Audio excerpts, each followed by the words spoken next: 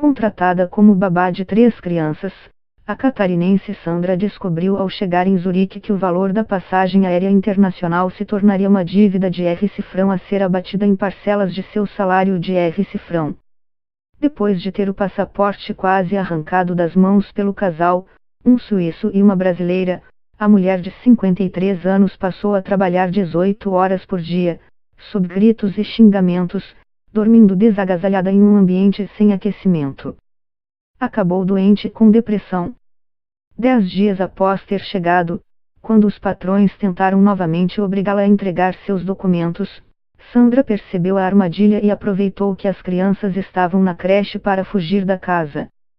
Ela conseguiu voltar ao Brasil com a ajuda de uma ONG que auxilia vítimas de tráfico de seres humanos e resgata em média de 2 a 3 pessoas por mês. O projeto Resgate atua com foco na Suíça, Alemanha e Itália, países onde há recorrentemente casos de brasileiros traficados para exploração laboral e sexual. A maioria das vítimas resgatadas pela ONG é composta por mulheres na faixa dos 30 anos, que só estudaram até o 3º ano do ensino primário. Elas normalmente estão no Brasil em condição socioeconômica de pobreza e são atraídas por ofertas de vagas para babá e faxineira, com salários de até R$ 1.000, É o caso de Sandra, que diz não ter denunciado a ex-patroa à polícia por não ter visto formal de trabalho e por temer que as ameaças de retaliação recebidas se concretizem. O meu medo é que ela tenha o meu endereço aqui no Brasil. Ela tem dinheiro e pode pagar alguém para vir aqui fazer algum mal para mim, para minha filha ou para minha neta. Um membro da ONG que a resgatou foi até a residência onde ela trabalha em busca dos pertences de Sandra. Não queriam abrir a porta e sequer devolver a mala. Entregaram só metade das coisas e jogaram água dentro. É triste de ver, às vezes são brasileiros explorando outros brasileiros sem misericórdia. Antes de serem vítimas de maus tratos e violência sexual, esses brasileiros acreditam em promessas de trabalho fácil ou romances encantados e acabam enredados em casos que envolvem, por exemplo, dívidas, chantagem, submissão e abuso. Pela definição do Protocolo de Palermo, o tráfico de pessoas é o recrutamento, o transporte, a transferência, o alojamento ou o acolhimento de pessoas recorrendo à ameaça, uso da força e a outras formas de coação como rapto, fraude, engano, ou abuso de autoridade para fins de exploração. Muitas pessoas são ludibriadas a entrar em uma situação de ilegalidade e provavelmente esse é o caso de muitos brasileiros na Suíça. Uma vez trabalhando ilegalmente, os imigrantes não acreditam que estejam sendo abusados, mas sim enxergam a si mesmas como infratoras, diz Cangaspunta. Em relatório bienal, a ONU estima que, dentre as pessoas vítimas de tráfico de pessoas na Europa, 66% são para exploração sexual, 27% são para serviços forçados e 7% para outros tipos de violência. O levantamento mais recente, de 2018, cobriu cerca de 50% da população mundial e avaliou que havia 25 mil casos reportados nesse contexto. Uma outra agência da ONU, a Organização Internacional para Migrações, OIM, lançou no ano passado o maior banco de dados do mundo sobre tráfico de seres humanos. Há casos documentados pela IOM em 172 países. Segundo os dados desse levantamento, na Suíça é apenas perceptível a tendência migratória oriunda do leste. Hungria, Tailândia e Romênia aparecem como principais países de origem das vítimas. Esse levantamento da IOM não especifica ranking global de origem e destino, mas registra casos de vítimas oriundas das Américas. A grande maioria dessas vítimas foi explorada dentro do próprio continente. A reportagem contatou a diplomacia brasileira na Suíça em busca de números do tráfico de brasileiros na Europa e foi encaminhada ao Ministério da Justiça e Segurança Pública em Brasília. O documento afirma que não existe no Brasil um sistema único, integrado e confiável de estatísticas criminais e que para a produção de um diagnóstico nacional, é necessária a padronização. Um dos problemas que compromete a consistência de análises comparáveis é a heterogeneidade das categorias e critérios adotados para classificar as ocorrências, reconhece o texto. Ainda assim, O levantamento enumera dados de diferentes fontes para dar uma visão panorâmica do problema. Segundo registros da Polícia Federal, por exemplo, de 2007 a 2016 o tráfico internacional de pessoas para fins de exploração sexual gerou 137 inquéritos e 287 indiciamentos. Já de 2014 a 2016 o Conselho Nacional de Justiça registrou 370 processos criminais por tráfico internacional de pessoas, 297 em primeiro grau e 73 em segundo.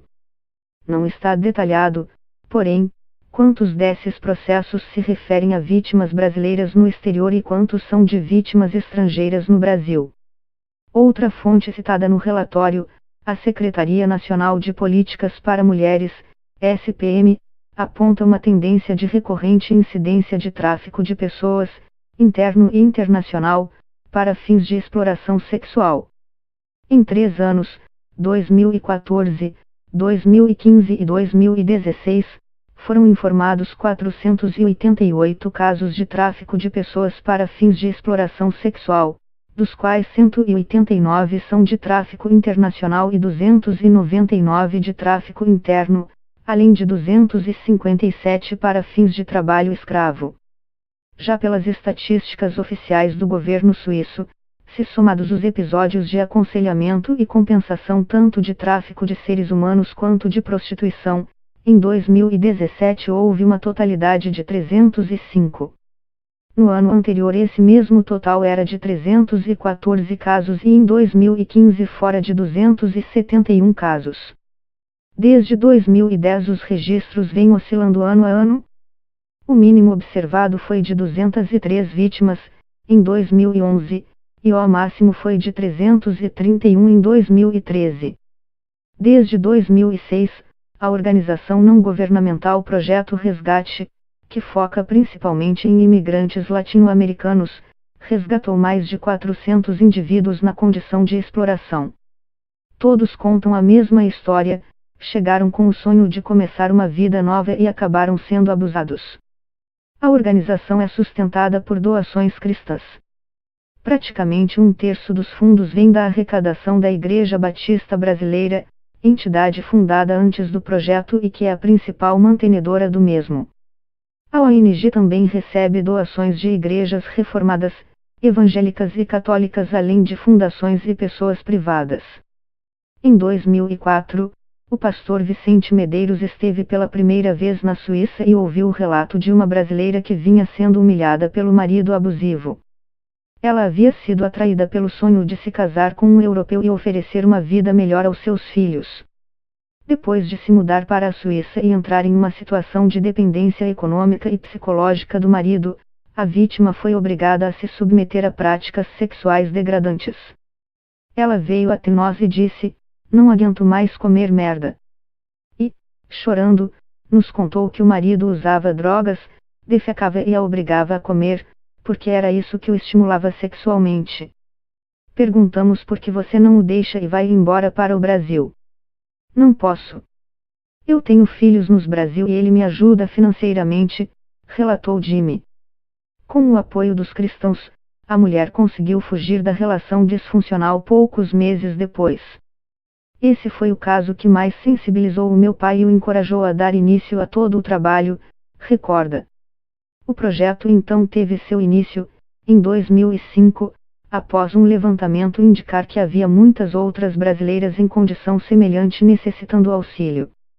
Uma mulher de 36 anos, que acreditava ter encontrado um príncipe encantado, virou escrava doméstica e sexual do marido suíço, sendo obrigada a se prostituir para se alimentar. O marido escondeu o passaporte e exigiu que ela pagasse pela comida que consumia, além de lavar, passar, limpar e cozinhar para os 4 homens adultos que moravam na casa. "Eu tinha conhecido ele pelo WhatsApp através de uma amiga e acreditei na promessa", relatou ao Projeto Resgate. "Deixei minhas 2 filhas no Rio para me casar com ele, mas nunca imaginei que ele seria assim." Depois de ser resgatada, retornou à comunidade carioca onde vivia e tem recebido apoio espiritual. Beto conheceu pela internet uma mulher da Suíça alemã e vendeu tudo para empreender na Europa, queria tentar abrir um negócio na internet. A nova amiga se dispôs a ajudá-lo e hospedou o recém-chegado. A situação mudou quando a mulher pediu um empréstimo e ele entregou todo o seu dinheiro a ela. No Brasil ele vendera o carro para comprar a passagem e chegara com pouco mais de 1.000 francos em economias, R$ 3.750. Segundo ele, a partir daí passou a ser chantageado em troca de favores sexuais. Ele resistiu à chantagem. Pouco mais de um mês depois de chegar, Beto tomou coragem para fugir quando finalmente descobriu os planos da Suíça, reformar a casa para montar um bordel. Uma manhã, quando ela saiu de casa para lavar roupa, ele decidiu sumir. Após 3 noites, conseguiu retornar ao Brasil com a ajuda da ONG. Felipe morava no norte do Brasil quando foi abordado por uma mulher que o encontrou na internet e se apresentava como agente de modelos na região francesa da Suíça. Felipe e a noiva no Brasil acharam que a promessa de trabalho era genuína e seria uma ótima oportunidade de economizar para a festa de casamento. Ao chegar à Suíça, porém, ele foi levado diretamente do aeroporto para uma sauna gay, onde teve o passaporte retido e foi informado de que ficaria aprisionado até que pagasse o valor da passagem, estadia e alimentação.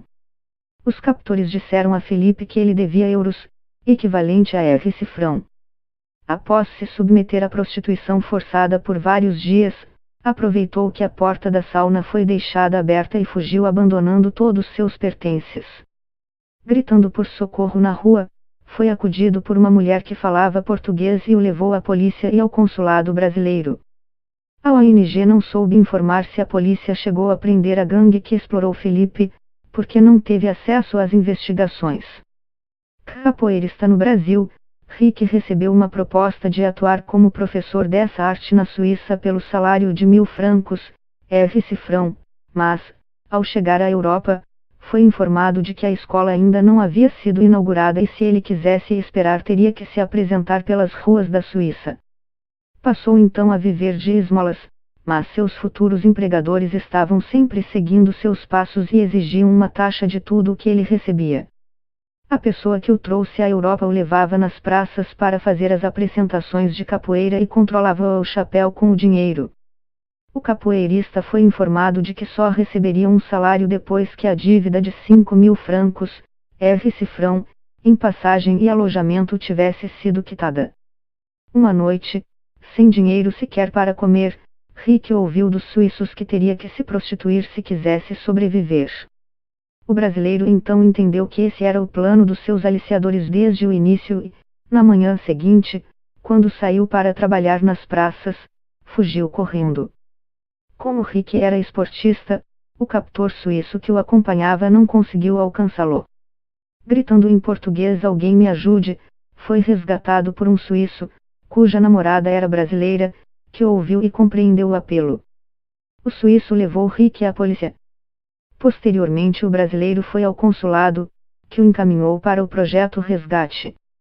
As pessoas precisam saber para onde estão indo, o que irão fazer e no que estão se metendo. Se forem trabalhar, precisam conferir a reputação da agência, a situação do visto, para ver se é sólida a oportunidade de emprego. Não se deve viajar apenas baseado em promessas, alerta Cangas Punta, da ONU.